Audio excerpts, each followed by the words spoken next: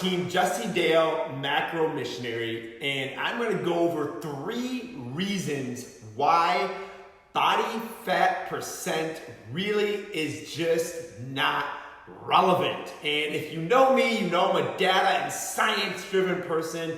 You're probably like, what the heck is he talking about? So let's dive right in. In this example, I'm going to be using corn kernels to represent muscle. So I'm going to divide the body into 3 compartments. I'm going to be using Diet Coke to be representing body fat. And I'm going to be using oil to represent blood and water. So basically water here. All right, so why would body fat percent be irrelevant? That's crazy.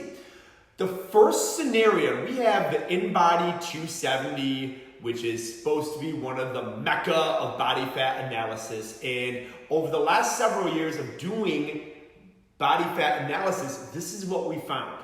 Somebody would increase fat, all right, so they're increasing fat, follow me, all right?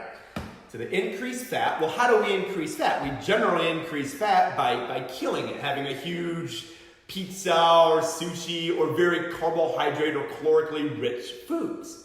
So I just showed you we increased fat, but also because we had all of these hydrophilic foods. So we had all these carbs that attract water and make us retain water. What also we added to the mix, so we increased fat, but we also increased water, and we didn't kill it that bad. I mean, we only gained, say, half a pound of fat, but we put on a ton of water, all right? So look at the difference. So a ton more water from gross overeating, and a result of that overeating is we gained a little bit of body fat. What did that just do to our percent body fat? So we get on the machine, the percent body fat went down. So even though fat went up, the percent body fat would read down on any device in the world, including hydrostatic weighing. Why would that be the case? That would be the case because we increased lean mass higher than we increased fat mass. Now, although that lean mass is just water, which is from a lot of inflammation from the eating that we just did, it's still going to register a decrease in body fat. All right, so let's get into the second scenario. The second scenario that I saw happen quite a bit is an athlete or a person would decrease fat, okay? So what I'm doing, I'm taking fat out of the body. Yeah, they didn't do it through liposuction. Okay, but you can see that fat going down. All right, so they decreased fat, and at the same point, at the time of their exam, so they decreased fat, so maybe they're eating lower calories, maybe they're eating lower carb, it doesn't matter how they did it, but they decreased fat, their pants are fitting better, they're looking better, they're happy, but also when they decreased fat, they also decreased water. Okay, so take a little bit of water.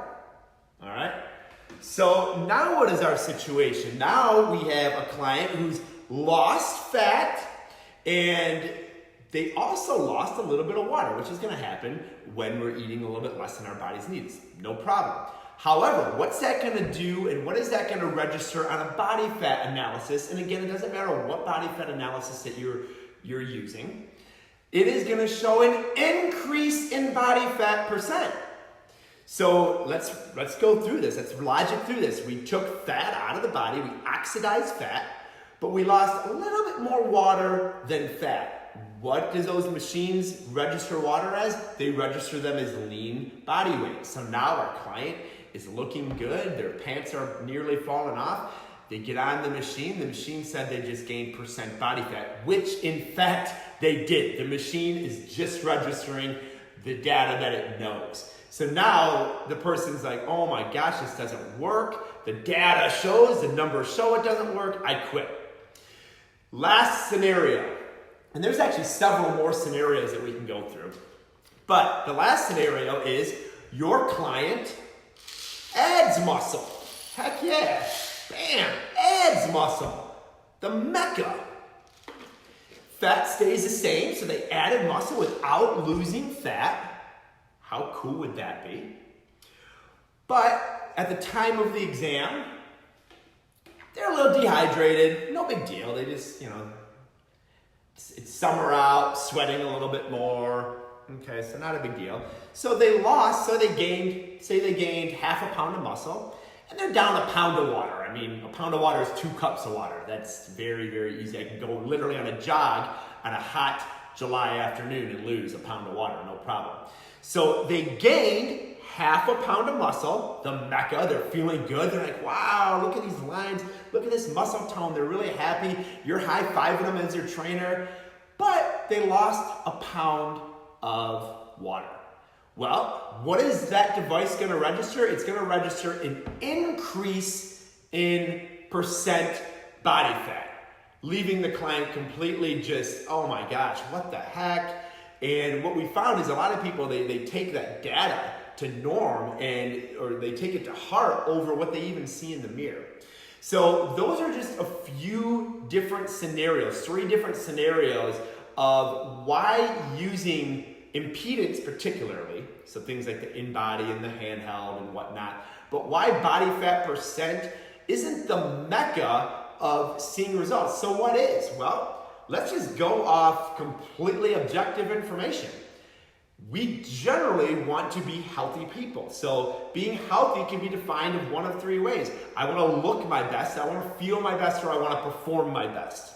So if a client is hiring you or someone is hiring you to help them perform best, great. Forget the body fat percent. Are they getting stronger? Are they getting faster? How is their agility? Are they getting quicker? Those are 100% objective measurements for performance. So say that a client hires you and they're not really concerned too much about performance. They're just, hey, I want to look good. I want to get my beach bod or whatever. Or I want to get into a size 16. Great. Is body fat percent going to tell them any of those things as far as how they look, what their clothes size are fitting? Absolutely not. So from there, you just go, great.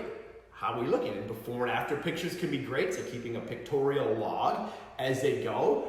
Measurements can be great way of tracking that, good objective measurement. And just the belt loop sizes, right? If the belt loop sizes are going down, we are winning, we are rocking and rolling. And then lastly, like where I'm at right now, I want to feel great. I want to have energy. Well, my percent body fat is not going to tell me anything, particularly with the 3 caveats that we just reviewed. So what I do is I do a little daily journal. I track my mood, I track my sleep, I track my energy, I track my recovery, and I can look back and be like, hey, are these metrics getting better through that journal? So hopefully this makes great sense to you. Not saying that body fat percent is completely irrelevant, but hopefully you understood from this training how easily manipulated it can be and how that manipulation of body fat percent could really have a negative impact on our client's mood and mental state at the given point. We've literally had people down 15 pounds, down 3 belt loops, high-fiving, and then they get on the bioimpedance device and it says their body fat percent went up. And I know what was going on there. They just lost more water than they lost fat. So I know, but they don't know. And I've literally seen it bring people to tears. So let's make sure that we're using the right modalities to analyze and objectively give the right data back to our clients that's real and relevant for them. All right, rock and roll. Hopefully this puts some things in perspective.